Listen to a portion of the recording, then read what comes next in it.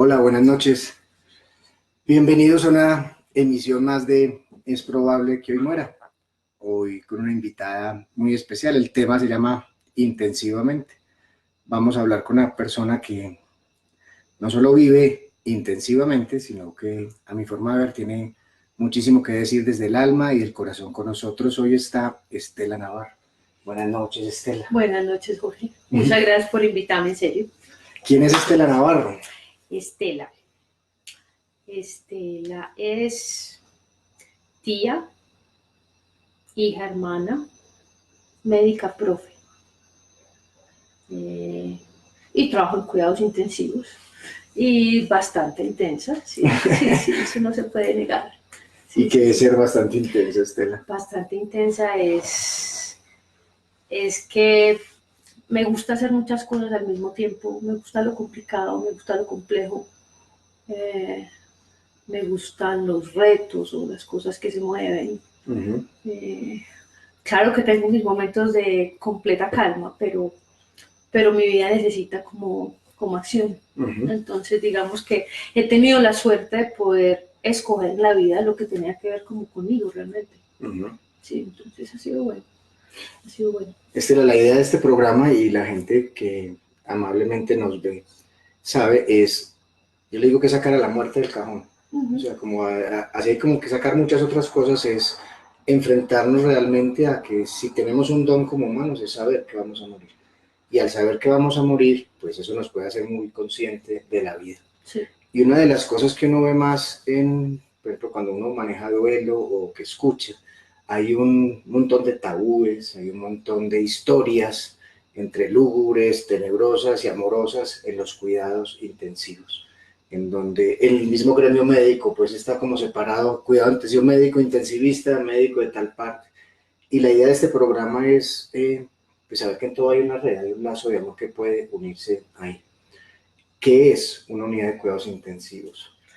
Una unidad de cuidados intensivos es una puerta más. Es una puerta más que quiero que lo tomen con todo el respeto, pero que entiendan la necesidad de la paradoja. Yo lo llamo la antesala o la interconsulta a San Pedro, ¿cierto? Porque en muchas situaciones de medicina y de la vida, digamos que las señales de muerte o de que el organismo se está apagando se han ido dando de manera progresiva, todo el mundo las aceptó, las reconoció. En cuidados intensivos puede ser que todavía no se hayan entendido estas señales y estemos como en una última batalla, que realmente sería una batalla, que sería algo muy, muy traumático. O que a veces ocurre unos eventos inesperados, súbitos en la vida, que uno no sabe, ¿será que este ya era como el punto final de la vida de esta persona o este era una gran caída, un gran tropiezo del cual se puede volver a levantar y cómo reestructurarse? Entonces nosotros estamos ahí y sabemos que después de nosotros no hay ninguna puerta que se siga en medicina, ¿cierto? O sea, si nosotros no logramos el objetivo que se espera de nosotros, ya no hay nada más que ofrecer. O sea, el cirujano le pide ayuda al intensivista, el oncólogo le pide ayuda al intensivista, el intensivista ya no tiene que más pedirle ayuda, literalmente a San Pedro, porque ya no hay más para dónde. Y estamos en este sitio donde las emociones son muy fuertes porque muchas veces estamos en una situación que no estaba siendo esperada. Y realmente ahora sí, pues uno puede estudiar mucha medicina, pero uno como ser humano yo creo que nunca lo preparan para manejar precisamente esto. Las grandes tristezas o las grandes alegrías, o la ira, o el dolor, o el rencor. Y eso realmente hace parte de lo que ocurre también en cuidados intensivos, no solamente los diagnósticos, las máquinas, sino los seres humanos que trabajamos ahí y los que les está tocando pasar ahí una temporada. Muy bien. ¿Y cómo hace uno para determinar, de acuerdo a la persona que llegue allí? Te pongo dos ejemplos, dos extremos. Está el muchacho recién accidentado que llega con un trauma encefalocraniano bien fuerte y hay que hacerle todo, pero llega la persona, que puede ser joven también, pero que viene en un proceso de enfermedad terminal y terminan pues, llegan a los cuidados intensivos, ¿cómo hace uno para determinar el límite? Mira, esa para mí ha sido la pregunta que me ha ocupado durante muchos años, casi que desde que me metí en medicina. Yo hice una carrera tratando de encontrar la respuesta de cómo sabía uno cuando ya sí era paremos. Y a medida que uno empieza a trabajar aquí, uno se da cuenta, puede que ese muchacho lleno de vitalidad, lleno de energía, una cosa muy pequeña, ese organismo no sea capaz de sobrepasarlo. Y puede que esta persona, joven o anciana, pero con un organismo completamente deteriorado, esto haya sido simplemente un escalón más, pero no haya sido el último paso del camino. Y gran parte de ahí yo creo que uno lo aprende a leer, obviamente, de todos los datos que te da la medicina, de toda esa cantidad de exámenes y cosas. Pero hay que mirar otras dos cosas. Primero, yo siempre llamo a los que me presentan al paciente. Yo puedo estar tratando a Pedro Pérez, pero yo conozco la presión, el azúcar, el sodio, el potasio, y no sé quién es Pedro Pérez. Entonces de repente llamo a la familia y les digo, como aquí a todos nos interesa hacer algo bueno por Pedro Pérez, pues necesito conocer a Pedro Pérez.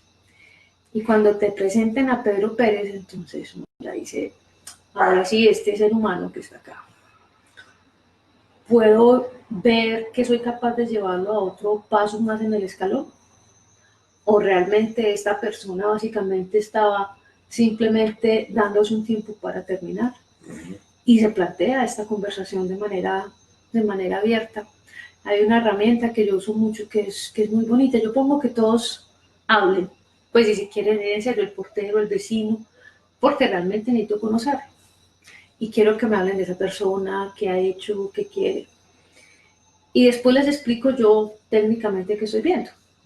Y hay un momento donde les pregunto, si Pedro Pérez estuviera aquí en esta mesa, sentado escuchándonos y escuchando lo que yo le puedo ofrecer, ¿qué nos pediría? Ahora sí yo creo que yo sí puedo lograr ser una buena médica para Pedro Pérez. Entonces una parte necesito que me lo presente y otra, a las enfermeras les toca ver mucho. Pedro Pérez, así esté muy mal, así esté inconsciente, sigue siendo un ser vivo que da señales. Y entonces ese cuerpo sigue dando señales. Y entonces el paciente, a pesar de que tiene muchos signos vitales en contra, se empieza a despertar, se empieza a mover, se empieza a activar, o lo contrario, a pesar de que hemos hecho todo lo posible para lograr supuestamente llevar a un punto donde ya uno debería poder arrancar solo, se está apagando y se sigue apagando. Esos son otros factores que no hacen parte de lo que uno pueda cuadrar, organizar, monitorizar en un nivel de cuidados intensivos. Y eso es bonito, ver qué pasa. Y esta actitud de preguntarse quién hay detrás de la enfermedad, ¿es común en cuidados intensivos o es común en Estela Navarro? No, Estela Navarro la aprendió. Estela Navarro ha sido un ser que ha tenido unos aprendizajes dolorosos y uno de ellos fue, yo hice una carrera paralela. El día que yo me gradué de médica, ese mismo día me estaba graduando, empezando mi carrera de cuidadora. O sea, ese mismo día yo tenía muy claro que mi mamá, el día de mi grado, tranquilamente se pudo morir. O sea, fue como la primera vez que yo la vi tan enferma, tan mal, y le dije, mamá, tú insististe tanto en que yo me graduara, si quieres te mueres mañana, pero por favor ven a mi grado. Eso fue, hablamos en público, en el 95. Mi mamá se muere en el 2012. O sea que son más de 15 años de cuidar a una persona. Una persona que si ese día se pudo haber muerto, realmente pasó 15 años, si bien muy activa, muy vital, con un organismo muy en contra de ella. Y me tocó aprender a través de ella lo que es estar en el otro lado, ¿cierto? Y yo me daba cuenta que leía como hijas cosas que los médicos no leían. Entonces entendí que no había que tratar a la paciente que tenía un problema en el corazón, sino que doña Nelly era una señora que necesitaba el corazón para. o necesitaba los pulmones para. Entonces empecé a darme cuenta que a ratos era una pelea con mis colegas, porque yo no hacía sino sacar a mi mamá de la unidad de cuidados intensivos y decirle, tranquila, yo me lo voy a llevar, no se preocupe, muchas gracias, me lo voy a llevar a que se muera en la casa porque aquí se nos está muriendo. Y llegaba a la casa y a los 15 días volvía. Florecía, ¿no? Y yo les dije, ¿y tu mamá? Y yo no, ella está bien, porque ella no era una mujer para estar allá. Entonces yo entendía, me tocaba empezar a interpretar hasta dónde le puedo ayudar la medicina y a partir de qué punto esto le puede hacer daño. No la medicina, sino el estar fuera de su casa, el estar en una habitación encerrada, el estar lejos de los suyos. Entonces, claro, ese aprendizaje posiblemente no, yo creo que ni en libros, si me entiendes, uno puede tratar de abrirse mucho mentalmente, pero yo creo que yo veo personas con las que uno ya empieza a poder dialogar y yo creo que son experiencias de la vida. Y claro, pues obviamente hay que tener una actitud, una postura en la vida, pero es muy, pues y sí los hay. Hay sardinos que uno dice, ¿de dónde lo sacaron? ¿Cierto? Que vienen como con una mirada diferente. Por la mayoría nos toca un poquito más atropellado. Pues ahí viene, como te educaron a mí, como me educaron a mí en medicina, en donde siempre nos dijeron que jamás había que perder la objetividad. Cómo eso influye para perder algo mucho más importante que es la intuición, que es el contacto, que es esa mirada cómplice. Y lastimosamente, o a favor, no sabría decirlo hasta que no esté aquí, nos deben pasar cosas personales para poder confrontarnos. Sí. Porque yo veo, pues, el gremio médico es un gremio de altísimo ego, pero en cuidados intensivos se corre un gran riesgo por el hecho de pensar o sentir que se está batallando contra la muerte y pensar que algún día uno la venció. Sí, sobre todo eso, ese creer, ese asumirse dueño o poderoso de. Ahora hay unas cosas muy impresionantes en medicina.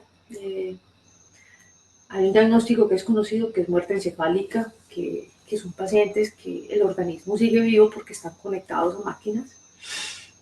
Y pues imagínate que si eso le ocurre a una mujer que está en embarazo, eso me dice, no, venga, démosle unos días a este cuerpo, mantengámoslo vivo, pongámosle estos medicamentos a esta señora, pongámosle estos medicamentos que le sirvan al bebé para que al menos el bebé se pueda salvar. Eso quiere decir que los límites entre la vida y la muerte son complicados cuando te metes en la tecnología y los números y en los datos, porque tú puedes manejar los números para que todo el tiempo te sigan dando signos vitales, sin que haya vida, en el concepto que yo creo que la mayoría de los humanos la comprendemos, ¿cierto? ¿Para vos qué es la vida? Para mí la vida es poder ser. Entiendo. Poder ser, perfecto. Sí, que uno, claro, Estela que fue cuando niña, esa Estela está, pero ya no es la que está acá, ¿cierto? Transformada, sí. Y constantemente nos estamos parando, entonces, porque ese es otro dilema. Es que esta persona quería vivir esta vida, es el muchacho que se accidenta. Todo lo que va a dejar de vivir. Todo. Y mira, que es que soñaba con viajar y volar y tirarse el parapente, y ahora va a quedar una silla de ruedas. Eso no es vida para él. Yo digo, ¿quién soy yo para decir qué es la vida de una persona? Y puede que no hubiera validado esa vida en ese momento, pero ¿quién soy yo para decir que la vida que le sigue no puede llegar a ser válida o incluso más válida? ¿Sí me entendés? Sí. Entonces, ese es otro poder muy peligroso. Es un poder muy grande, ¿cierto? Es casi como tener un control, ahora sí, de la puerta muy grande.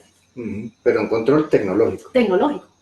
Así no, y eso también es muy lindo. Mira, eso cuando me empezó a pasar, al principio me dio rabia, claro, este suicidio desde el ego es muy doloroso. Entonces, yo me acuerdo que llegó un paciente que tenía una enfermedad de los pulmones, un EPOC, no podía respirar, le habíamos hecho todo lo posible. Y yo le dije, señores, que ya no hay nada más que hacer. Esto lo único que vamos a hacer es ponerle medicamentos para que esté tranquilito. Él se va a descansar, él se va a curar. Llega la familia, pues imagínate, llanto, lágrimas, toda la cosa, y yo cedo al paciente fuertemente para que no sienta más asfixia y se vaya lento. Media hora, una hora, 2 horas empiezan a turnarse, 4 horas ya son continuos, 6 horas se va la primera tanda. Y me empiezan a mirar como, y yo como, pues el paciente se fue a las como 36 horas de la UCI para una habitación. Para una habitación. Sí, resulta, y después me explicaron, y resulta que es que cuando uno le disminuye el estrés a los pacientes, no necesitan respirar tanto, entonces eso mismo, que yo lo soltara y que todos lo soltáramos y lo dejáramos descansar tanto, como que le dio una opción de recuperarse que no hemos logrado con nada. Pero independiente del conocimiento técnico, ¿sí me entendés? Ese decir, tu vida llegó hasta acá. No, eso es un poquito soberbio. Bastante soberbio, Sí, soberbio. Porque si para morir hay que pedirle permiso a un médico, estamos fregados. Sí, o sea, que para vivir hay que pedirle permiso a un político y para morir a un médico. Más o menos. Estamos muy fregados. Entonces, claro, pues, ahí es cuando uno empieza como este caminito de la humildad. Y en este caminito de la humildad, para mí las asesoras son las auxiliares de enfermería.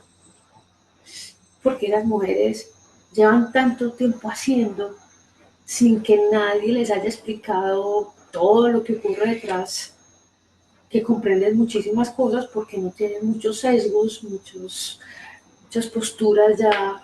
Entonces no tienen la postura de poder, sino que tienen la postura del servicio. Además, exacto, además que es impresionante, se transmite a través de ellas, o sea, cosas, trabajos duros y de las personas que cuidan. Yo traté de cuidar a mi mamá, yo te reconozco, yo puedo hacer muchas cosas muy bien hechas. Ser cuidadora soy un fiasco, eso es muy difícil. No te trates así. No, porque es que no te imaginas, o sea, es que esto de... Es que cuidar es un proceso intelectual y emocionalmente estar alerta 24 horas. Es una cosa que uno no se alcanza a imaginar.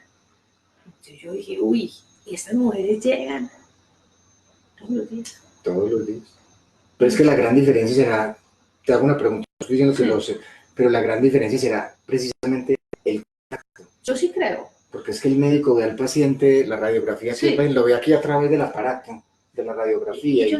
Sí, porque es que ellas, esta cosa, exacto, esta cosa, yo no sé si a usted no, a mí me tocó en la universidad, una cosa que hicieron y que yo ahora estoy diciendo, volvamos a hacer. Estamos ya con delego bien altico por allá en 7º, 8º de medicina. Nos ponen a rotar una semana de enfermería. Excelente. Y nos ponían a repartir pastillas, inyecciones, a bañar pacientes en cama, a cucharear sopa. Y yo me acuerdo que yo esa semana me sentí, yo decía, Dios mío, qué ignorancia, yo no sé cómo acercarme realmente a una persona que está tan vulnerable, tan dependiente. Y que tiene tantos filtros, título de especialista, tiene que saltar todo esto para llegar a tu corazón. Y que yo antes lo debería arropar. Y ahí sí está otra cosa que me parece que sí fue un error en la formación que nos dijeron, no se involucre. Terrible. O sea, es que una cosa es que yo tenga un romance con un paciente. Otra cosa es que a mí Pedro Pérez no me llegue al corazón.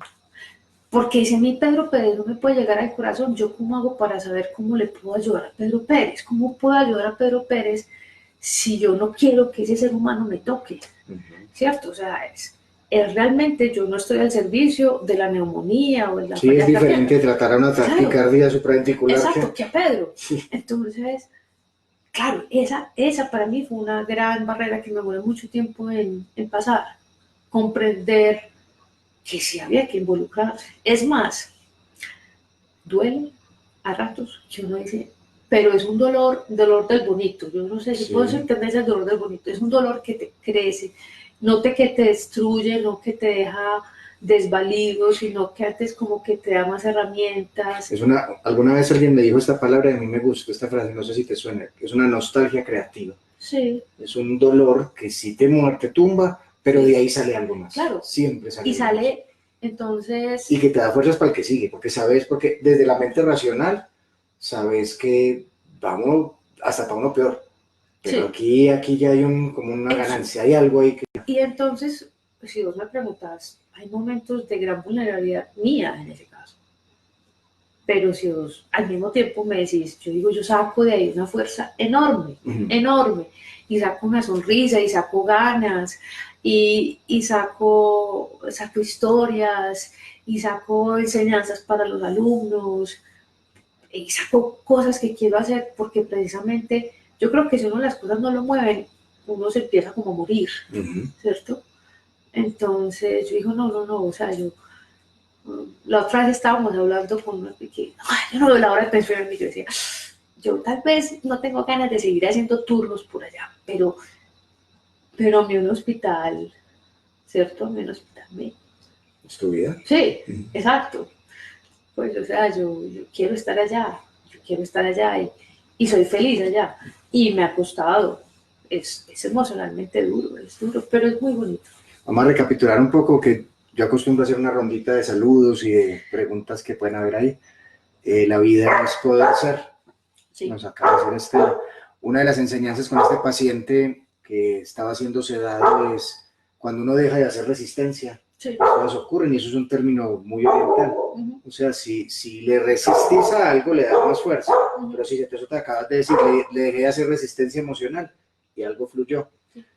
Si no hay compasión, no hay ningún oficio que sirva. Y si no te conmueves, tampoco estás haciendo nada. Sí. Entonces, conmoverse, compadecer al otro, moverse con él, no hacer resistencia y ser con el otro.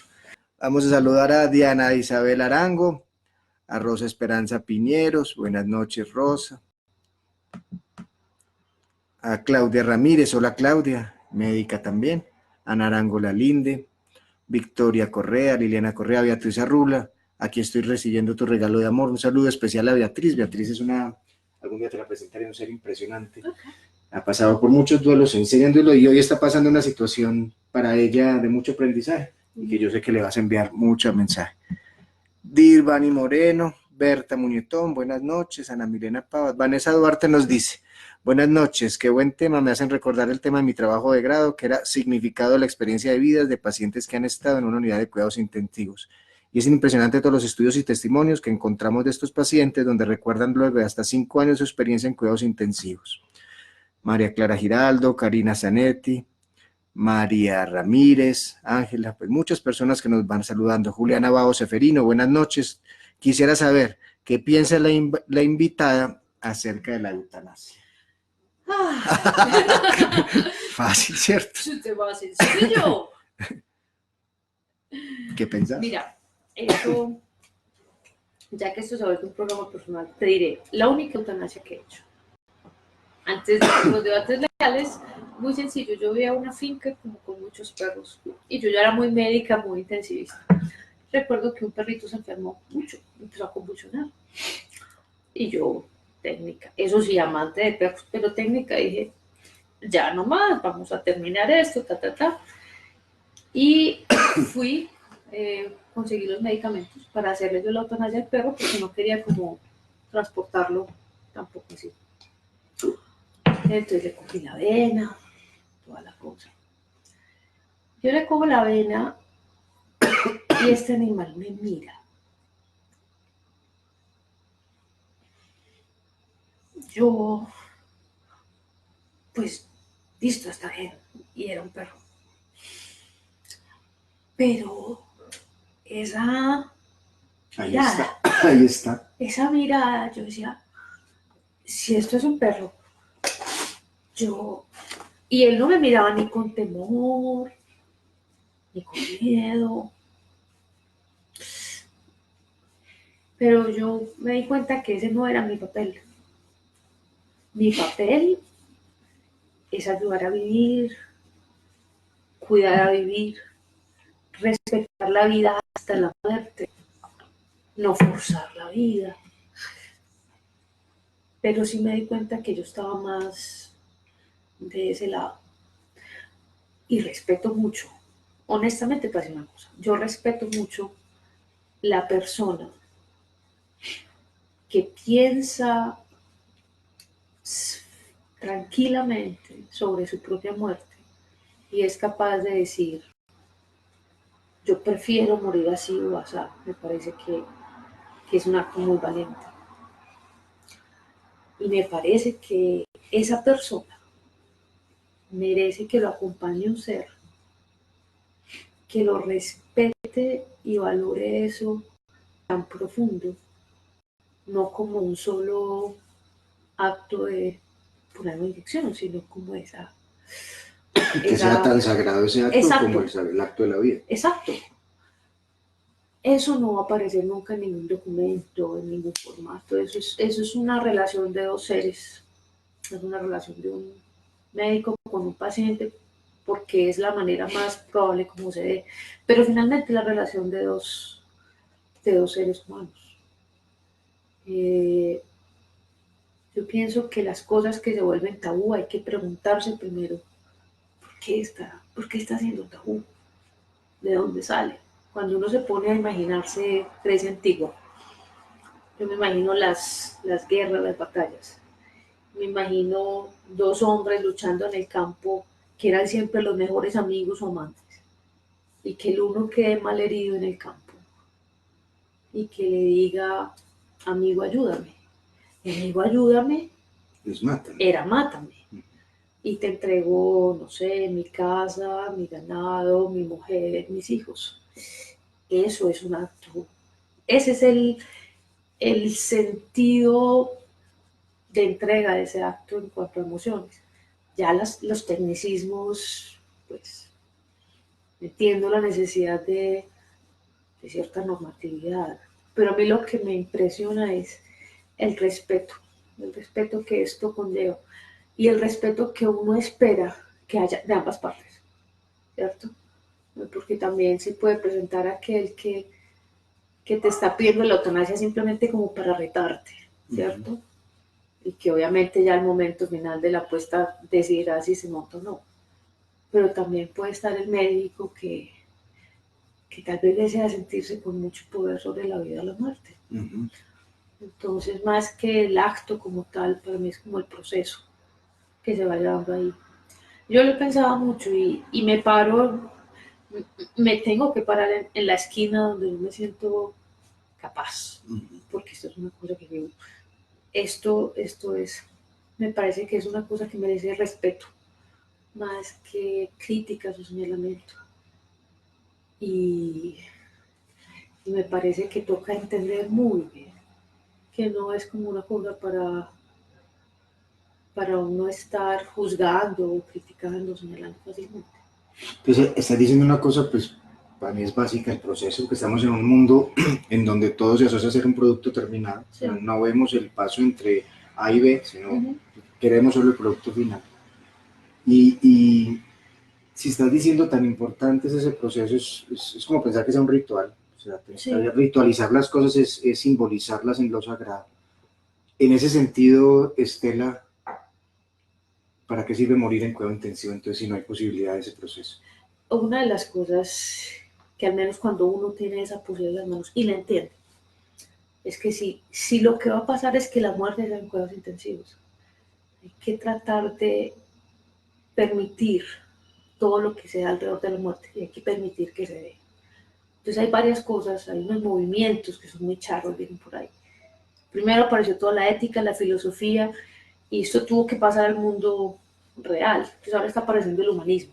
Entonces pongamos un movimiento que se llama Humanizando Cuidados Intensivos. Y una de las líneas fuertes es la muerte en cuidados intensivos. Y la muerte en cuidados intensivos que a mí me tocó era una muerte aséptica, era una muerte con pitos, alarmas, una persona máximo alrededor porque rompemos el protocolo de la UCI y ya hoy en día estamos en movilidad. Es cierto, la UCI tiene horarios, pero si ya estamos, pues es que obviamente un paciente en la UCI se puede morir en cualquier momento, cuando estamos en la agonía, por decirlo así. Cuando ya es tan claro. Exacto, cuando es evidente, entonces ya así es. Venga, apaguemos alarmas, apaguemos aparatos. ¿Pero esa sos vos o esos cuidados? Se está empezando a presentar ya en muchas partes. En España es un movimiento fuerte, en Antioquia se está dando un proceso bonito, Porque es que así debe ser. Sí, claro. Y es que yo creo que ¿qué fue lo que nos pasó? O sea, muchas personas, por caminos personales, hemos llegado a la misma sensación de esto, hay cosas que no las podemos seguir manejando así, ¿cierto? Digamos, en el sitio donde yo trabajo, desde hace muchos años estábamos yendo con pinches a la hora de que el paciente muriera. Y, y decíamos al guardia que no fregara, que dejara entrar gente. Y que sí, que tranquilos, que no se preocuparan, ¿cierto? Y que ya todos allá y que no se preocupen, y vamos a cerrar la puerta, no vamos a molestar más, y vamos a poner más medicamentos.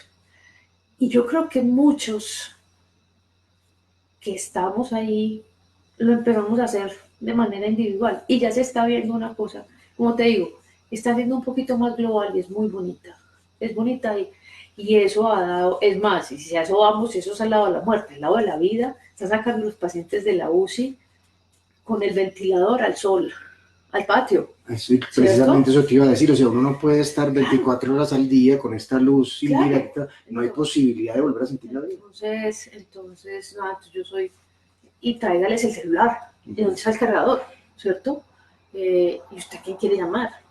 Porque precisamente, si la vida es para ser y para estar, no podemos tratar a un ser vivo que está ahí como si fuera un cadáver. Lo único que está conectado es al aparato, pero no a la vida. Exacto, entonces, ¿usted quiere seguir chateando? Claro, yo puedo chatear después. Y me ha pasado que me llaman por el teléfono a alguien y me preguntan por fulanito de tal y yo estaba dormida. No, doctora, yo estoy chateando con ella y me está diciendo que yo, y yo, perdón, ya bueno, ¿sí me entendés? Entonces, yo creo que nos tocó quitarle un poco a la rigidez a esto, porque, ¿sabes de dónde nació todo esto? Primero, lo que vos decías, el dolor de los que morían. Pero te imaginas el dolor de los que sobrevivían. Claro, contando sus historias. Destrozados.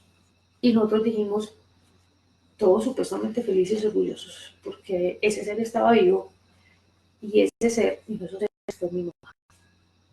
Ese ser, vos le mencionabas la UCI y era un ataque de pánico.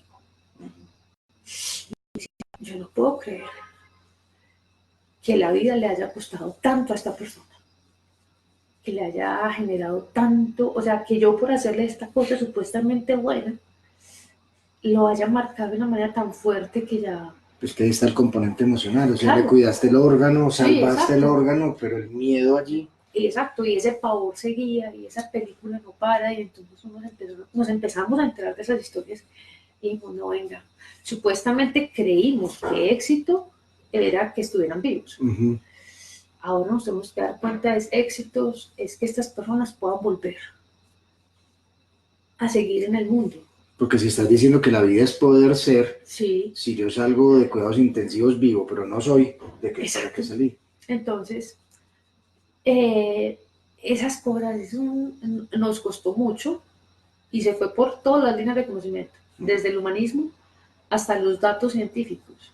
Perfecto. ¿Cierto? Y ya los datos científicos dijeron, por más que usted logre esto, estas personas se van a morir tal, les va a pasar tal. ¿Por qué? Porque esa persona, si no lograba superar ese evento, finalmente también se terminaba apagando. Una suma más de todo eso. Entonces decíamos, no hicimos nada.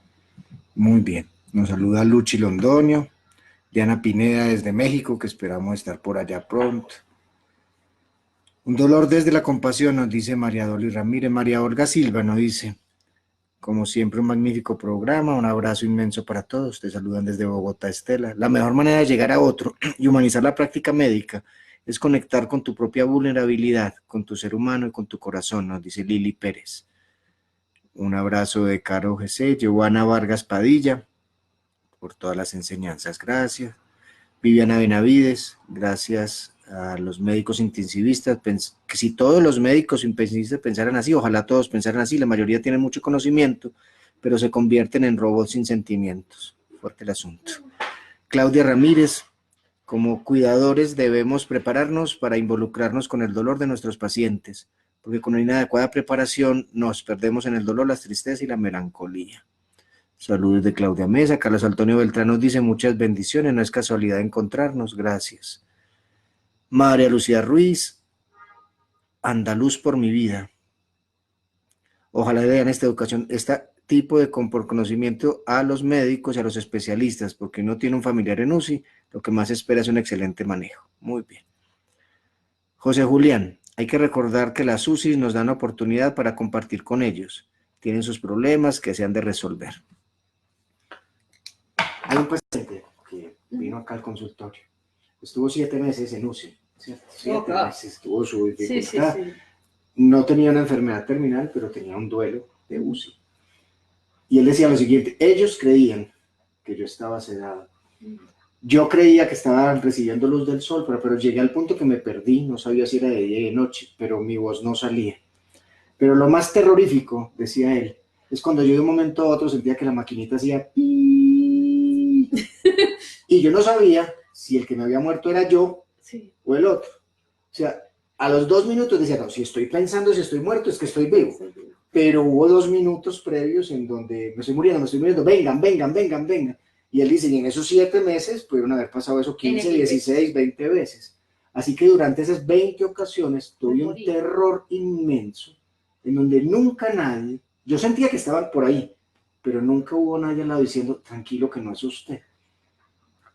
No estoy diciendo que ahora tienen que contar con cada persona, tienen que ir ahí, pero hay una soledad profunda. Pero profundísima. Eso, ¿por qué la humanidad?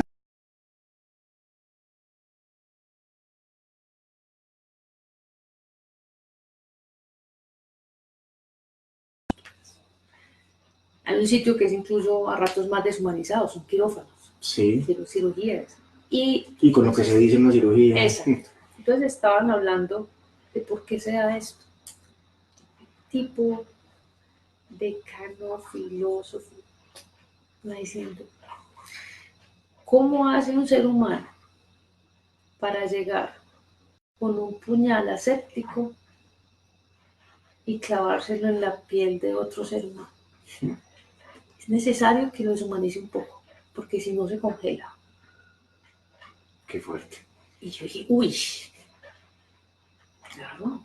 O sea, si yo cuando voy a entrar a sacar el apéndice a Pedro Pérez, me acuerdo que hace 15 días estábamos tomando aguardiente juntos, riéndonos de la vida, y que ahora sé que se va a morir y que está el bisturí en mis manos, no sería el ser que tiene que ser muy racional en este momento, y posiblemente esa racionalidad con el paso de los años sea tan madura que le permita volver a conectarse a la emoción. Porque uno empieza a ver cuándo se vuelven a conectar con la emoción, muchos de estos médicos, es con los años. Hay un libro de un neurocirujano inglés, no sé si tú lo has leído, es impresionante, se llama Ante todo no hacer daño. Y el tipo empieza contando su primera catástrofe. Entonces yo creo, hay una necesidad, y yo supongamos, yo me metí a anestesia porque me daba mal genio hablar con la gente. Y hoy en día, pues quiero que me cuenten quién es Pedro Pérez. Posiblemente este cerebro pudo llegar hasta donde está ahora, porque durante mucho tiempo se defendió, pudo analizar datos, y después cuando comprendió todos esos datos científicos, dijo, pero venga, esto le falta como un poquito de sentido, y ya sí pudo mirar con calma para el otro lado, ¿cierto? Entonces, a ratos, y yo te digo, a ratos a uno se le sale ese pedacito gris oscuro, sí. a ratos es necesario. El problema es como, ¿cuándo puedo yo apapuchar a mi paciente y cuándo le puedo decir, me muero la pena, de aquí no sale hoy, usted no va a tomar cefa, cualquier gelatina y se queda quieto? Pero ahí venimos a lo que estás diciendo ahora, si no hay un proceso previo, jamás se puede lograr esa racionalidad, porque mientras, está bien, en cirugía yo necesito un médico concentrado y ahí volvemos a lo oriental, centre su atención, enfóquese. Pero eso no quiere decir que antes no te acerques y me digas quién sos vos y te doy un abrazo y que después te acerques. Porque lo que uno al común es como le va, cómo está, yo soy el que lo pero y va bien y ya, no hay ningún contacto. O sea, evita la mirada, y eso es lo que tenemos que cambiar. Claro, o sea, toquémonos, conmocionémonos con el otro. Y lo que les tenemos que empezar a los muchachos es herramientas. Yo digo, ¿cómo aprende uno a ser médico? Uno aprende a ser médico pues son estudiantes de los viracos, pero uno aprende a ser médico es cuando uno ve por primera vez al profesor. Llegar el profesor con 8 estudiantes detrás. Buenas, doña María, yo soy su cirujano, voy a estar pendiente de usted hoy. No, esa resonancia salió muy mal y posiblemente ese tumor haya que sacarlo. Y entonces tenemos cita para el viernes, para la próxima cirugía, porque está pensando en el lenguaje para los estudiantes que entiendan. Y no es, o sea, es que manejar todas estas cosas, la dimensión de aprender a ser médico me parece que uno le dan el título de medicina, pues cierto, que uno sabe todos esos libros, uno se lo dan en 6 años, pero aprender a ser médico, ¡buah! Eso es muy largo. El problema, pienso yo, Sí. es que si vos aprendés desde la visión del especialista en describir la enfermedad y no especialista en sentir la enfermedad, nunca vas a tener compasión. Porque entonces el que describe la enfermedad, y puede ser un médicazo, pues puede ser el tipo intelectualmente o la mujer intelectualmente más alta, pero si no hay esta capacidad de conectarse es imposible, y no solo ser médico, ser un buen ama de llaves, lo que sea, o sea, es tener esta capacidad de conectar. Que por eso, entonces estamos hablando del fenómeno de burnout en medicina, y de burnout en todo, ¿cierto? Porque es que estamos en una sociedad, en una época donde la gente está con mucho sufrimiento y con mucho dolor. Y antes uno decía, no, pues que en la Segunda Guerra Mundial les tocó sufrir mucho, y uno diría, pero mira, tienen carro, casa, becas, celulares, redes sociales, etcétera. ¿Por qué sufren? Pues primero porque es algo inherente del ser humano en la búsqueda de ser lo que uno siente que debe ser. Sí, una pérdida del sentido. Y el problema es esta necesidad de encasillarnos. Estela Navarro se demoró 15 años para ser médica. Y yo conozco pelados. Hubo uno que cuando estaba en el rural yo decía, este mal es un maestro. Hay médicos que no han estudiado. Exacto. Hay gente que ya es médica, pues que es medicina. Sí, y entonces uno decía, ya, pues claro, es muy duro cuando yo tengo que ser médica a los 6 años, cuando todavía no estoy lista. Y me falta mucho aprendizaje personal. Ahora ya sí me siento cómoda. Pero todos esos años, y te aseguro, esas cosas que yo miro hoy en día que hacen otros, yo digo, Estela Navarro las miras porque posiblemente vos también las hiciste, ¿cierto? Estas herramientas que uno empieza a usar. Entonces, hay herramientas de sarcasmo, de humor negro. Pongamos mi humor de la interconsulta con San Pedro, todas estas cosas. Realmente ha sido una manera de poder romper algo que en el fondo fue todo el tiempo mi miedo y que antes lo manejé de una manera más brusca. Y el problema es eso, es como yo le tengo que preparar a usted para ser médico y fuera de eso lo tengo que graduar, ¿cierto? Entonces, una cosa son, como digo yo, una cosa son las notas académicas. Hay personas que son médicos que no deberían ser médicos, pues, que pueden dedicarse a ciertos roles de la medicina, pero que uno dice otras cosas, no las hagas y muchos de ellos se dan cuenta y cogen ciertas ramas de la medicina donde no tienen que manejar pacientes, sino otras cosas, y lo hacen perfectamente bien. Yo molesto mucho, yo pongo un ejemplo cuando mis estudiantes están en crisis de que yo, ¿qué voy a hacer? Yo le digo siempre, ¿usted se imagina a Estela Navarro, cirujana plástica o dermatóloga? Y todos se ríen. Y le dije, exacto, o sea, no todos servimos para todo. La inteligencia sería yo aprender a ubicarme donde estoy. Pero eso que a vos te entreguen un título y que te digan, usted ya es médico, uno le debería preguntar a usted hasta dónde se siente capaz de ser médico, ¿cierto? Y ahora sí, de eso que usted se siente capaz, hágalo. Hay gente que está lista para atender comunidades recién graduados de medicina. Hay otros que deberían estar acompañando a una vacunadora para empezar a conocer el ser humano. Entonces es muy duro cuando los títulos van de una vez con un rol, ¿cierto? Cuando el título te obliga a hacer un rol. Eso a mí me parece muy traumático, para mí fue muy traumático. O sea, usted ya salga y yo salga. Uf, ahora sí me siento con capacidad de caminar, ¿cierto? Y lo que quiero enseñar a mis estudiantes no es lo que sé, sino lo que veo. ¿Cierto? O sea, no es experiencia. Sí, no es un mundo de certeza, sino es un mundo de, ojalá yo le quiero mostrar esto, porque esto yo creo que le puede servir a usted. Eso no, pues es un discurso lleno de sabiduría, ¿no? Porque es que uno se da cuenta que todo cambia, que hay muchos momentos, que hay muchos factores que uno no tuvo en cuenta. Mira, la visión que uno tiene, entre comillas, de médico intensivista es aquel que quiere y que sabe controlar la incertidumbre. Y a la Estela Navarro que me está escuchando cuando decís, es que yo sé que todo cambia y todo eso, es que la incertidumbre hace parte de tu vida. Sí, y eso ha sido algo bonito. Precisamente yo lo que traté durante muchos años de estudiar era controlar la incertidumbre. Yo me di cuenta que la gracia era convivir con la incertidumbre, ¿cierto? Entonces, ¿para dónde vamos? ¿Para dónde vamos hoy? ¿Cierto? No sé, pero voy. Pero, exacto, pero voy, porque se trata de controlarlo todo. Entonces, ahí es cuando uno vuelve y se congela y se paraliza y no va para más.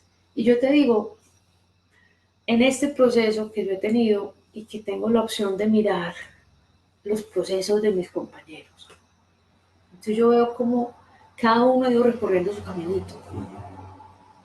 Y yo digo, qué tan bacano, ¿cierto?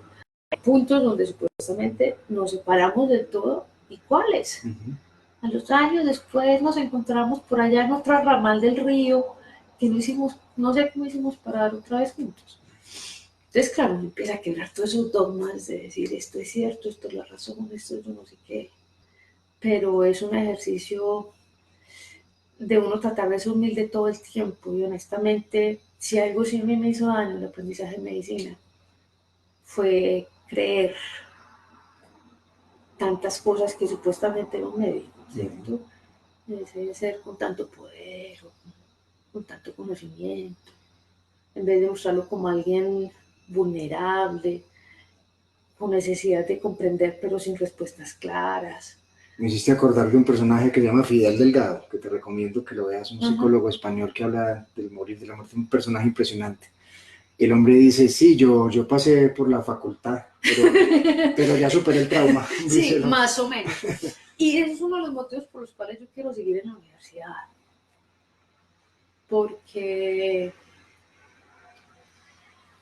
claro, es un perfil de médico que simplemente existe esta otra manera, donde no tenemos que cortar los diálogos. A mí lo que más me impresiona es la necesidad de tu discurso es inválido porque el mío es cierto, no, oiga. Es que es quitar esta medicina impositiva y patriarcal. Es que ahora que se habla tanto del patriarcado, pues si hay algo patriarcal en la medicina, sí. Obedezca al papá, exacto, que es el que sabe, entonces, y eso es lo que hay que quitar. Entonces ahora sí, no se preocupen, nadie va a desmitificar la ciencia, nadie va a negar el humanismo, nadie va a negar estas cosas. Pero abraza a la gente, que con uno no te va a pasar nada. Es que uno cree que el que le pasa es como uno es médico, entonces va a sanar al paciente, entonces que se sana es uno, sí. Con el abrazo el que se sana es uno. Y yo creo que eso, si nos lo enseñaran, eso hubiera sido bueno. Muy bien, vamos a saludar nuevamente a mi querida Estel. Nos saluda Fabiola Grejales, los seres con hermosas almas como las que hoy transmiten y nos vuelven a ser más humanos. María del Mar Riora, María del Mar, Patricia Revelo, Marta Escobar. Viviana Benavides nuevamente nos dice, aprender a ser médico 6 años para aprender a ser un médico compasivo, logra lo que el médico demora en derribar su soberbia y se baja de su ego y vuelve a ser humano. Muy bien. Hay un rey que tiene 4 esposas, ¿cierto? Y está muriendo, está ya anciano, próximo a morir y no quiere ir solo. Así que tiene miedo. Sí. Así que llama a su primera esposa, a la que él piensa que más ha amado y todo, y le dice, es próximo a morir, me acompañas al paso, la siguiente día ni por el berraco, le dice, yo me voy de acá, y se fue corriendo. Así que llama a la segunda esposa y le dice, a ti fui a la que le di más diamantes, más anillos, le di más oro, la que te rodeé de todo esto, y estoy próximo a ir, ¿te vas conmigo? Y yo le digo, no, yo todo esto lo tengo que compartir con otro, si no estás, me caso con otro.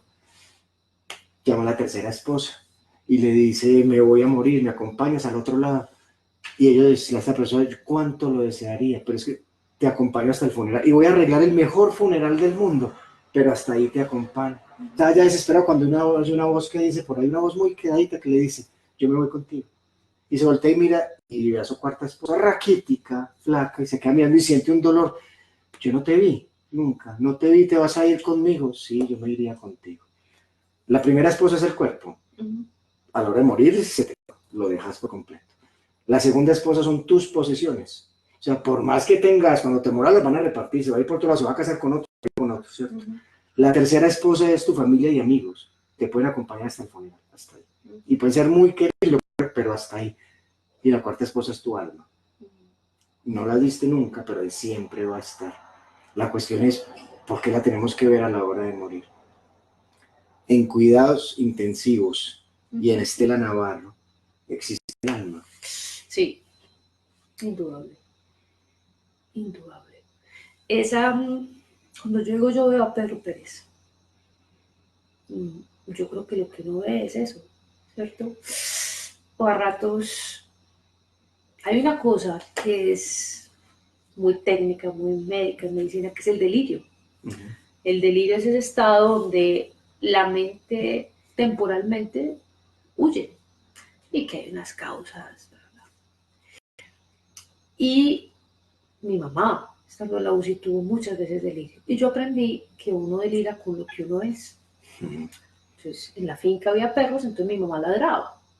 Los psiquiatras llamaban asustadísimos porque doña Nelly sí se enloqueció. Y yo decía, es que mamá, los perros la defienden, en conclusión está muerta del susto, pues está ladrando. Entonces aprendí a tratar de esas personas cuando deliran, están tratando de contactarse con algo que sea al menos protector, que tenga sentido para ellos. Y ha sido un ejercicio muy bonito empezar a hablar con ese ser que está huyendo. Pero qué bonito eso, Estela, porque mira que eso es una mirada muy distinta. Sí. Que desde la psiquiatría entonces decís, no hizo conexión, entonces toma esto. Sí. Pero estás diciendo claramente que hay unas redes protectoras allá adentro, que puede que hacia afuera oigas una cosa, pero esta persona está haciendo lo que es. Exacto. Entonces, y están siendo muchas veces lo más fuerte, o sea, es una parte muy honesta del ser humano. Y a mí me ha gustado, es más, sí, en la UCI, ¿saben? Si hay algo que me genera desde temor o rabia, es que vea que un delirio no lo estamos manejando bien. Entonces, claro, si es una persona que está con mucho miedo, pues obviamente se va a agitar, el corazón va muy rápido y yo quiero que se calme, pero también tengo que llegar al fondo de ese miedo, ¿cierto? Y hablarle como hacemos los médicos, es una cosa muy charra, yo no sé qué le enseño a los médicos, que la gente cuando está mal son niños. Ve a don Pedro, tranquilo, ya respire profundo, el tipo sigue siendo el mismo, ¿cierto? Toques hablar con él, con la versión que esté. Eso, ahí veo unos momentos, a ratos cuando ellos te miran, uno ve eso, esa alma, esa cosa. Y otras veces, ahí sí, pues, me lincha la ciencia, pues yo te digo, la fisiología de la muerte. Ese capítulo no lo van a poder escribir nunca, porque ese organismo está ligado con ese ser. Entonces tú puedes tener una persona con unos signos vitales súper bajitos, y uno diría, técnicamente esta persona, un ser humano con unos signos vitales, dura 30 minutos. Y ahí sí empiezan todos esos comentarios de las enfermeras. Eso es que está esperando al hijo que viene al aeropuerto para morirse. Que tiene el cuerpo amarrado. Sí, todas estas cosas. Hay algo que realmente en la muerte es tan innato de ese ser como fue la vida. ¿Qué día nace un ser humano? Cuando la mamá quiere, cuando el obstetra quiere, pues lo tienen que sacar. Pero si no, el pelado nace, ¿sí o no? Arranca un día. Eso es parecido. Entonces usted puede tener unos signos vitales de una cosa y ese salir, ese desprendimiento. Yo tengo una posibilidad que me parece increíble, y es poder ver la muerte, porque yo tengo los pacientes conectados a monitores. Ver los signos clínicos. Exacto, eso, verlos, sí, cierto, ver los signos, sí, lo otro, no, ver los signos clínicos de la muerte, ver la morida. Y yo a rato soy viendo como cuando era niña y miraba, no sé, cómo nadaba una rana o cómo saltaba un grillo que me parecía, ¿cómo hacen? Porque es algo, ahí sí no tiene uno nada de control, ¿sí me entendés? Si este señor que te conté se fue a las 36 horas para piso, aquí no hay nada. Entonces yo siempre he pensado, o sea, no le veo más sentido a que ese cuerpo depende de ese ser y ese ser es esa alma que hay atrás. Y ese ser se va cuando quiere. Por más que ese cuerpo hace rato uno diga, pero ¿cómo hace? Él se va cuando quiere. Hay veces que se va muy rápido. Hay veces que va y viene, va y viene. Entonces sí, ese pedacito de la ciencia yo creo que se va a demorar mucho rato todavía. Porque es que realmente pues, se pueden medir científicamente los signos clínicos en declive, pero esa sensación de, ya lo dijiste, aquí no hay nada, si uno ve el cuerpo. En estos días, viendo una conversación con alguien, me decía, es que yo veía el cuerpo muerto de mi mamá y no era ella. Por más que fue el cuerpo que viste 80 años, 40 años, pero no era ella. O sea, hay una sensación de que algo abandonó. Sí. ¿Qué hay? ¿Qué es la muerte? No te voy a decir qué hay después porque no lo sabemos, pero ¿qué intuís? O sea, ¿qué sentís? O sea, ¿hay un propósito o se acaba por completo? ¿Qué pensás? No, mira, eso es algo que no, para mí no es independiente de llamarlo como una creencia religiosa, etcétera, que fuimos casi todos criados católicos, etcétera. Yo tengo claro que es una finitud del cuerpo y yo pienso que jamás Estela Navarro va a hacer esta conciencia de Estela Navarro. Pues yo creo que son, yo llamémoslo que energías que se permutan, no sé, porque lo que sí veo es que si bien hay un proceso que uno puede medir, ¿cierto? Eso no es un ya, ¿sí me entiendes? No sé, es una cosa, a mí me pasó lo contrario, cuando mi papá se murió, yo lo veía respirar, y de repente vi que respiró, y no dejó de respirar más. Y desde hacía rato, tenía todos los estigmas de la muerte encima, estaba frío, estaba morado, simplemente dejó de respirar. Yo salí corriendo donde estaban las enfermeras. ¿Sabes qué pedí? Soy un intensista, un monitor de signos vitales. Pero un monitor de signos vitales, como para estar tranquila de que sí estaba muerto, porque me pareció una cosa tan sutil.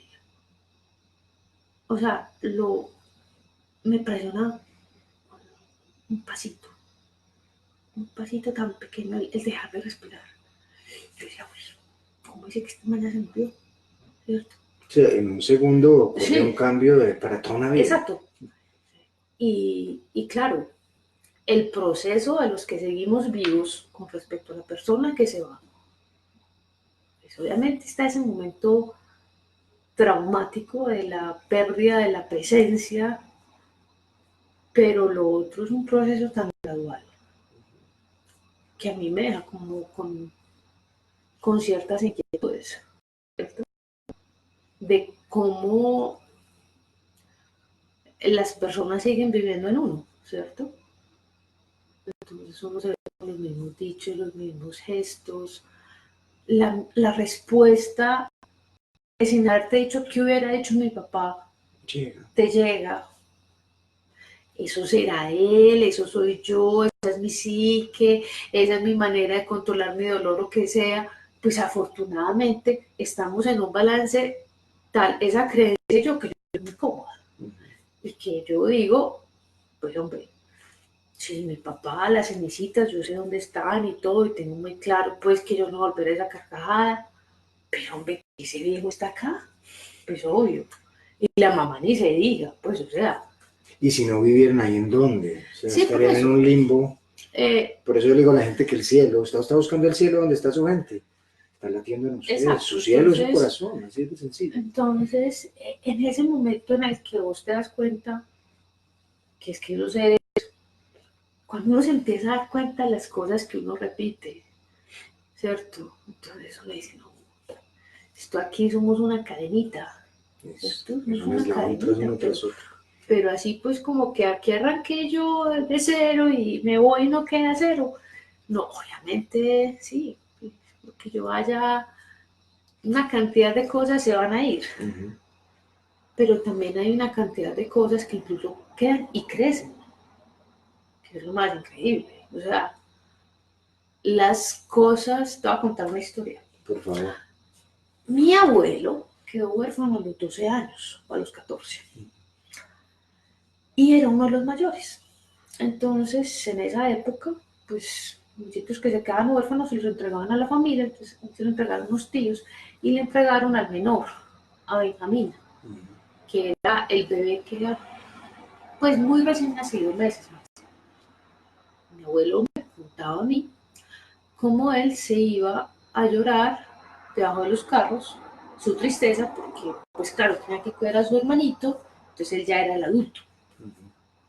Mi abuelo cuando creció fundó Juguetes Búfalo. ¿Cuántos no jugamos con Claro, juguetes búfalos? cuando me contó esa historia cuando chiquita, pues yo sabía que mi papá era mi abuelo. Yo después cuando entendí, un niño huérfano que tenía que cuidar a su hermanito Y que se escondieron bajo de carros. y que se escondía bajo de carros, fundó Juguetes Búfalo, ¿cierto? Y de ahí sigue, ¿cierto? Y de ahí sigue. Entonces ese abuelo que me enseñó a mí la importancia de lo natural, de los animales. Ese viejo era feliz sentado en una silla con un perro al lado, ¿cierto? Y yo decía, mi abuelo, yo soy mi abuelo, yo soy mi padre, yo soy mi madre, ¿cierto? Entonces uno dice, cuando uno queda huérfano, uno ya no es hijo, no, pues sigue siendo hijo. Claro que sigue siendo hijo. Lo que pasa es que ya ellos están en esa cama, pero pues uno sigue siendo hijo, o sea, yo me veo haciendo cosas pues que mi mamá estaría muerta en la risa, ¿cierto? Porque yo sé que ella sabía que hacia allá tendría que ir yo. Hay una pregunta que le intento hacer a la gente en duelo, porque tenemos la tendencia a decir que cuando alguien muere, trasciende. Y con lo que estás diciendo, pues hoy me diste nuevamente la respuesta. Realmente trasciende quién se va o quién se queda. ¿Quién se queda? Ambos, pues, pero, Sí. pero quien se queda, o sea, tiene un Sí. cúmulo de nuevas experiencias, de nueva energía. Que creo que parte del dolor de ese proceso, como la nostalgia como que Creativa. es otra parte de eso, o sea, porque era muy fácil cuando había la presencia física que te pasteleaba. Y digamos que se hace una nueva tarea, ¿cierto? Y hay seres que mueren que tú me escuchaste hablar de mi abuelo, tú no me escuchaste hablar de mi abuela. Porque ella y yo no nos encojamos tanto como eslabón, como ella con otros primos míos, ¿cierto? Entonces eso es otra cosa que uno también tiene que entender. O sea, uno se va quedando es como con lo que encajó con la vida de uno. En donde hubo interrelación. Sí, y que claro. no hubo con otro no significa que no nos queríamos, sino simplemente no hubo red. Ahí exacto. Y además que los lazos es otra manera de mirarlos, ¿cierto? O sea, hay personas que yo amo, pero con las que no sería capaz de convivir ni un minuto. Y eso no hace menos válido mi amor. Perfecto. Entonces, eso como que también te da un poquito de libertad. Voy a hacer una rondita de miradita y te cuento una historia y te pregunto una cosita. ¿Listo? Saludes a Socia Víctor. No he visto a Marcela Vedetti, que casi siempre está por acá desde Argentina, que está cumpliendo años y por ahí está. Felicidades. Márgara Cano, sanarse de la mano de un ser humano es lo más bonito. Gracias por estar ahí en cada paso. María Elisa Estela, el cuento de las 4 esposas está genial. Sí. Gracias. Liliana Hurtado, un abrazo mortal, lo mismo. Georgina García, siempre ayudan los programas. Gracias, Mabel Franco. Saludos, Mabel, en Cali, o no sé si estás en Fusa. Saludos, Valentina Orrego. Y gracias por compartir, te están agradeciendo, saludando Estela. Ana Jimena Álvarez Elejalde. qué buena conversación. Luz Merio Campo, pues mucha gente, muchas partes. Paula Andrada, buenas noches, Jorge, para ti tu invitada. Estabas hablando de un abuelo que murió. Hay un abuelo muriendo en cuidados intensivos, ¿cierto? Y está una pequeña, Sofía, de 6 años queriendo entrar, ¿cierto? Pero no la dejan entrar, porque hay un aviso que dice, permitido el paso para mayores de 7 y que midan más de 1,20. O sea, yo me imaginé como la entrada a un cine, a unos carritos chocones, ¿cierto? La niña quiere entrar, su abuelo era una relación como la tuya, el abuelo la llevaba a jugar, la metía al río y ella está desesperada y le decían, cuando cumpla 7 y cuando midas más de 1,20. Y la niña con la sabiduría propia, pero cuando yo cumpla 7 y cuando tenga 1,20 ya no voy a tener abuelo. Y ni así la dejaron entrar. Una pregunta que no tenés que responderla, porque no es duro, ¿por qué? O sea, ¿por qué vienen esas normas así?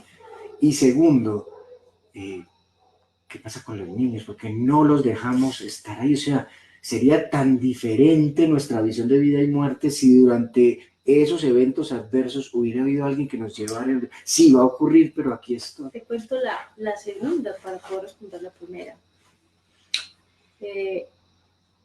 Los niños, nosotros los tratamos de proteger de muchas cosas, pero nos equivocamos de lo que tenemos que proteger. Lo estamos protegiendo de mi miedo y todavía no es el miedo de él. Mi mamá murió en la casa, en la cama de ella, y agonizó un rato largo. Y yo tuve tiempo de llamar a mis hermanos y llegaron mis sobrinos. Todos mis sobrinos estaban en la cama de la mamá cuando la mamá murió. Yo digo, no he visto ningún traumatismo al respecto. Y hubo momentos de llanto, y es otra anécdota muy simpática. Entonces ella murió en una casa finca. Y un momento donde el mayordomo subió con cara de terror porque habían llegado simultáneamente el carro fúnebre y pollos Mario. Porque los niños tenían hambre. Y una cosa así, completamente, había lágrimas, pero también había hambre, ¿cierto? Y la vida sigue.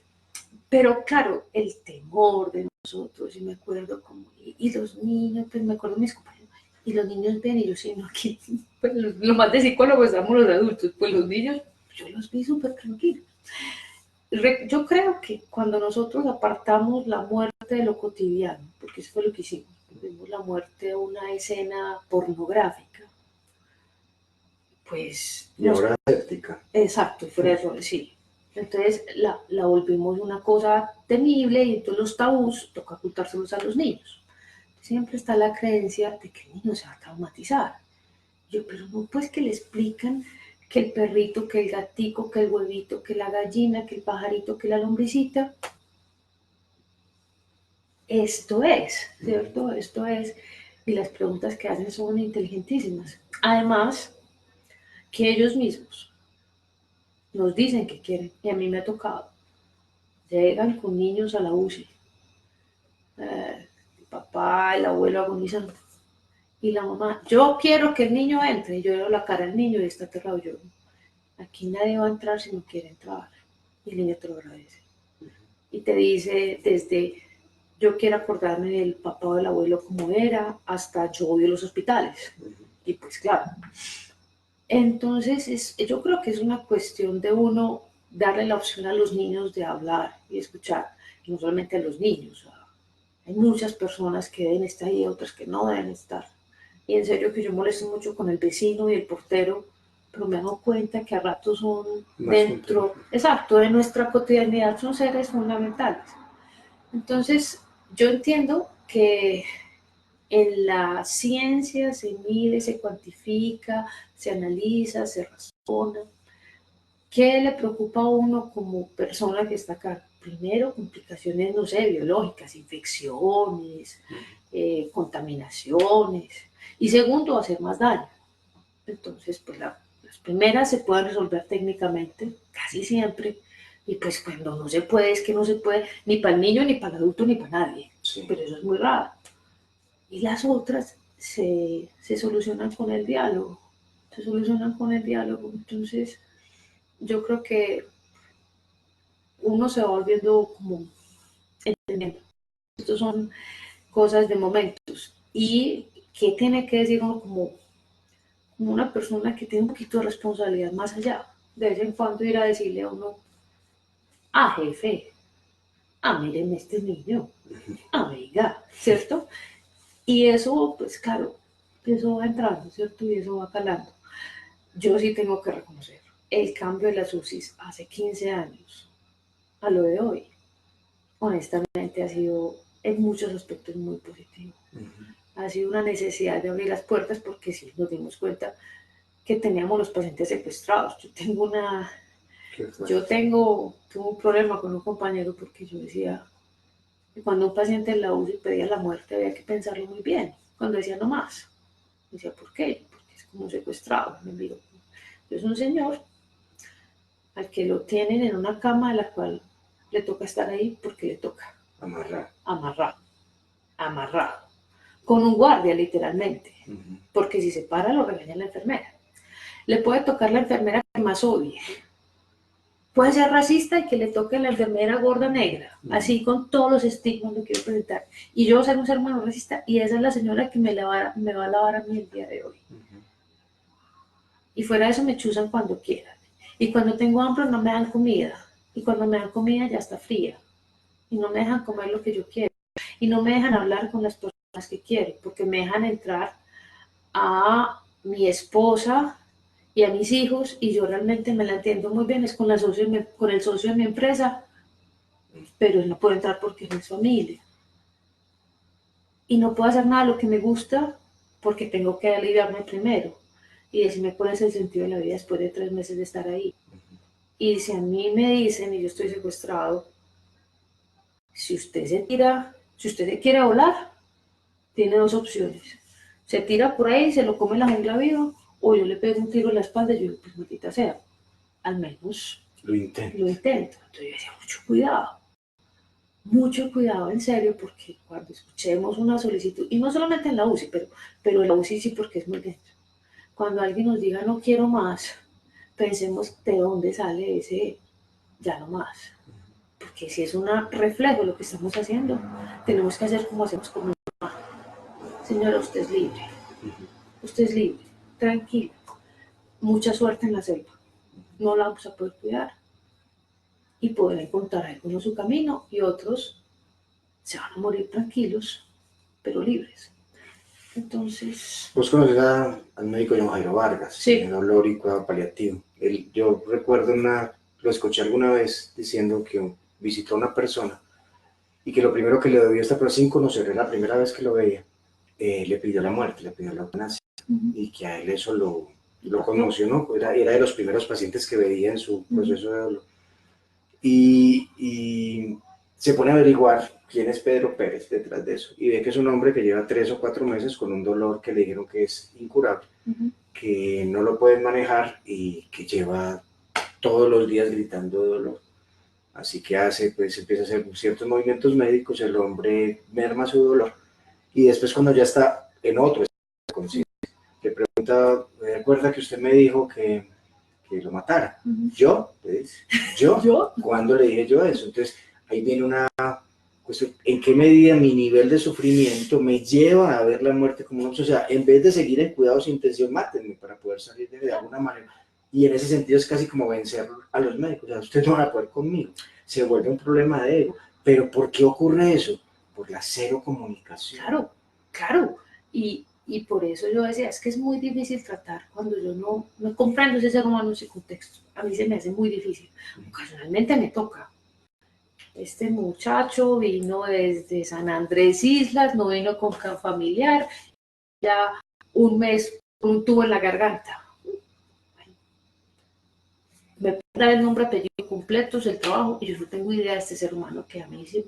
Por eso me parece que una herramienta del médico, no solamente la historia médica, sino la historia de vida, ¿cierto? Porque es que si no puedes, ¿cómo digo yo? Y es otro muy cruel, pero entendeme que es un buen médico, es como un buen vendedor de carros. Todo el mundo se imagina que el buen vendedor de carros es el que logra vender un Mercedes-Benz a todo el mundo. El buen vendedor de carros es el que sabe carro necesita cada ser humano. Ujú. Entonces, Estela Navarro, mujer intensa, intensivista, que tiene que llegar a todas partes a tiempo, necesita un carro que no la haya varado nunca, pero que los repuestos le lleguen rápido y no se quede mucho tiempo en el taller. ¿Cierto? O sea que el nombre intensivamente de hoy fue perfecto. Sí, es perfecto. Puede que haya otras personas que disfruten los paseos en el campo con un carro de yo no sé qué. Puede otro que necesite un carro familiar, otro solo. El buen vendedor de carros vende un carro no solamente según el presupuesto de la persona lo que quiera. Coge y lo escucha bien y le dice, usted me está diciendo que usted quiere eso, pero es que eso que usted quiere tiene pero. Yo oyéndolo a usted, yo pienso que también este otro carro tiene esto que usted quiere y esto que no le molestaría, ¿cierto? Es la sabiduría de tener mucho conocimiento teórico, pero que sea útil para esa persona, no para mí, no para quedarme con la comisión más grande. Finalmente, ahora sí volvamos al tiro cruel. Si soy muy vendedor de carros, así solo venda Renaultcitos, van a venir tantas personas donde mí, que voy a ser el mejor vendedor de carros. Hay una abuela arhuaca, Uh-huh. en donde cuando hay una reunión con todos estos abuelos y todo eso, casi siempre, no siempre, la persona de más edad es la que dirige. Hay un respeto por la anciana y por la experiencia. Y esta abuela tiene especial una característica, y es que empieza a mirar a los ojos de cada persona que esté ahí, ¿cierto? Se queda mirando y uno siente, pues, pucha, me pilló todos estos pecados. Pero ella queda mirando, es una mirada lindísima, y dice una palabra siempre. Se queda un ratico con unos más, con otros menos, como el vendedor de carros. Y cuando acaba, cuando ella siente, dice enritmado, y pasa el otro. Okay. Enritmado, pasa el otro. Hasta cuando acaba, hay una sensación, hay una vibración, donde ya no tiene ni que hablar, hay un mareo, pues está diciendo exactamente lo mismo desde el punto de vista occidental, sí. Hay que enritmar. O sea, yo no puedo, si yo soy intensa, no puedo hablar en mi velocidad a aquel que va a pie. Entonces, hay que hacer un acuerdo, acelera un poquito y yo freno un poquito, pero enritmemos. Sí. Y en una unidad de cuidados y no solo en cuidados intensivos, en la vida, si yo trato de, por buena intención, así sea por buena intención, darle el ritmo al otro sin preguntarle al otro si camina o corre, es un atropello, es una imposición. Por eso este mundo sería muy diferente si tuviéramos ritmo. Sí. Más que control, más que luz, ritmo, enritmémonos todos. Y eso a mí me hace acordar mucho de los perros. Las mascotas que uno tiene. A mí siempre me llama la atención y yo, ¿quién domestica a quién? ¿Quién lo tiene? Exacto, ¿quién tiene a quién? Yo recuerdo un perro que yo tenía y ese perro en semana era un perro de finca callejera. Llegaba yo y él pues se consideraba el dueño posesivo de Estela Navarro. Pero una vez la casa se llenó de gente y como que se crió el dandy, chico más interesante y era muy lindo. Entonces había mucha gente en un sofá, precisamente enrimemos. Él se arrimaba al sofá, llegaba la cabeza aquí, hacía como un contactico así. Apenas la persona caía en ese hechizo, decir, ¡ay, tan lindo! ¡Pum! Le chantaba todo el hocico acá. Le chantaba toda la cara así, y esa persona empezaba hasta que ya él sentía que él no era el centro de atención de esa persona. Y se iba para donde el otro, y los conquistaba a todos. ¿Sabes qué fue lo más bonito ese día? Llegó al lado mío y como que no me caí en cuenta, y me arrimara, pero me dio como unas tallas domesticadas mías y siguió. Y yo decía, y yo creo que realmente las cosas bellas de la vida es cuando nos domesticamos un poquito entre todos. Yo creo que cuando me decían como médico, no se vincule, era tal vez no se domestique. Pero por Dios, o sea, si es lo más bonito y el principito se va a ir. ¿Sí? El principito se va a ir, el zorro, ¿cierto? Pero domesticado. Y ahí, claro, gana uno así sea el color del trigo, listo, ya no va a volver, pero domesticado, ¿cierto? Entonces yo creo que ese juego de poder, y yo creo que la medicina y los médicos, yo creo que en el fondo, como yo arranco con los pelados cuando arrancan desde los primeros semestres, yo asumo gran parte de ellos, en serio son seres tan buenos, tan nobles, tan generosos. Y simplemente viven tantas experiencias tan duras, tan solos, que se cierran. Que protege. Exacto, entonces es como coger y volver a enseñarles, venga, domestiquémonos, domestiquémonos. Ese proceso no es fácil, más cuando uno ya se cree el capo de los capos de los zorros. Pero finalmente yo creo que en este ejercicio de los seres humanos, te voy a decir, y es una historia que a mí me marcó, no una anécdota. En esa misma UCI donde yo trabajaba, pues me tocaba bajar a urgencias a ver los pacientes. Y claro, pues yo con mi mirada técnica de intensivista, siempre lo que pasaba ya me parecía insuficiente, mal hecho, incompleto. Y un día, no sé por qué, llegó una auxiliar mía furiosa. Resulta que yo había bajado urgencias, había renegado por cualquier cosa, y esta chica estaba ya todavía un rato y subió iracunda. Y yo, ¿qué pasó? La jefe tal dijo que a usted, si mucho, la quieren en su casa la mamá y los perros. Y yo creí que yo estaba haciendo algo bueno en ese hospital.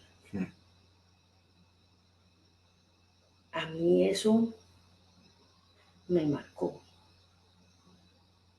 Entonces yo digo, oh no, todos hemos sido soberbios, todos hemos sido, y seguimos siendo, y seguimos siendo. Y esa historia puede repetirse con ciertas variaciones, con versión profesora, versión tía, gerente, lo que sea. Es tal vez acordarse de que cuando uno llega a generar eso en los seres humanos, es mejor deshacer los pasos. Mejor devolverse y tratar de decir, no, no voy a seguir por acá no sigo. A mí esa me sirvió, pues me dolió y me marcó, pues todavía tengo la escena de la cara, del momento en el que me dicen eso. Y también lo pongo como una voto de esperanza, porque posiblemente Estela Navarro de ese momento se hubiera burlado de pensar hablar de la muerte o del sentido o de la unión o de conocer al ser, pero se hubiera burlado desde el miedo, desde el temor, desde la ignorancia, desde esa defensa que me estoy poniendo. Entonces uno, yo creo que a ratos necesita ser muy amoroso. A ratos. Sí. O siempre. No, yo todavía...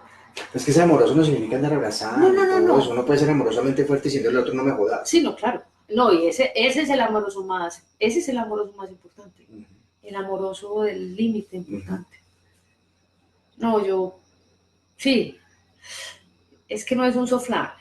Y ha habido, así como está esa escena, hay una escena donde dice, pues madre, la fiera de la UCI tenía razón. Claro, yo le había gritado a un cirujano, le había dicho que tenía que hacer cierta cosa, pero pues tiránica. Pues realmente yo tenía razón en el criterio, él no se había dado cuenta cuando llegó yo el paciente a cirugía y dijo, uy, la fiera de la UCI tiene razón. Entonces, no es el temor a la vehemencia o a la postura fuerte. Pero sí a no ser amoroso en el asunto. Exacto. Pero mira que dice otra palabra, pues yo estoy como bregando a concretar todo eso, es esperanza, dentro de todo eso se genera esperanza. Sí. Es ver que la luna no nos da luz, sino que es un reflejo, una esperanza de que al otro día el que envía luz vuelve. Yo sí te digo, una ventaja de los que somos pesimistas es que como solo es posible de aquí para arriba, ¿sí me entendés? O sea, es que uno cuando es pesimista... Usted no es pesimista. El pesimista está mirando para abajo. No, pero es que el pesimista cuando llega al fondo, hay un concepto, tal vez te acordás de anestesia. Entonces, los pacientes, los que no tienen ninguna enfermedad son ASA 1. Y los que se van a morir porque les pega una puñalada de corazón son ASA 5. Y era el profesor que me decía, monte siempre los ASA 5, no los ASA 1. El día que se le muere un ASA 1, que se va a morir uno de cada 1000, usted es una desgracia.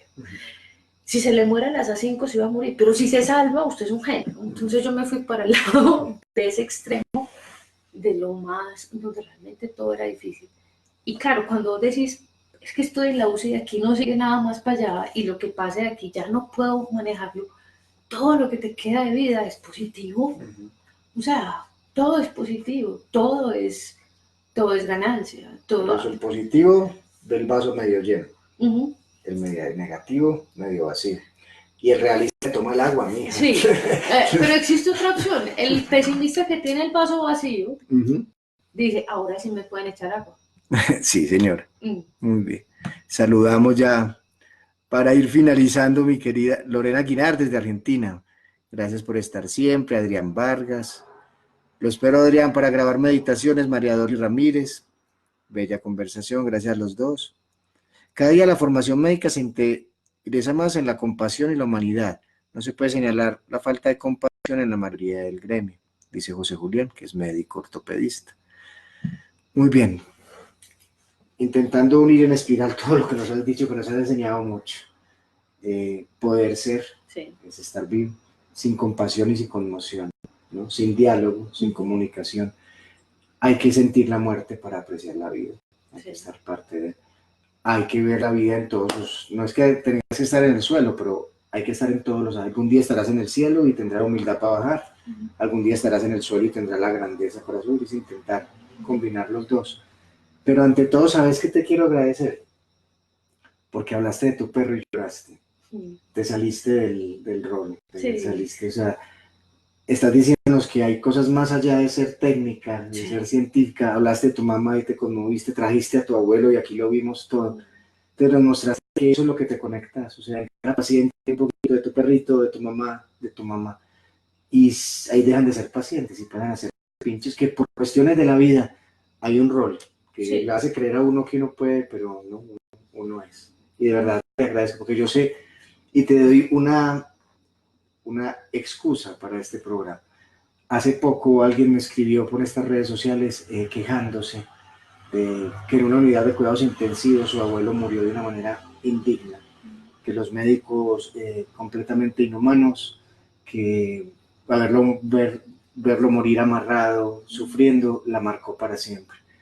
Y me comprometí con ella a decirle, hay otras miradas, y no es tratar de salvar al gremio médico, sino que también ella hoy haya llevado a su abuelo a tus manos, para que se sepa que si hay unos procesos, también hay otros, y que siempre es posible amar, independiente que nos tengamos que morir.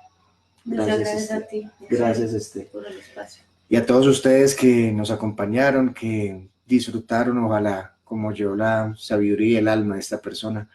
Muchas gracias. Si la vida y la muerte lo permiten, nos vemos el otro domingo. Un abrazo mortal. Chao, chao. Chao. Gracias.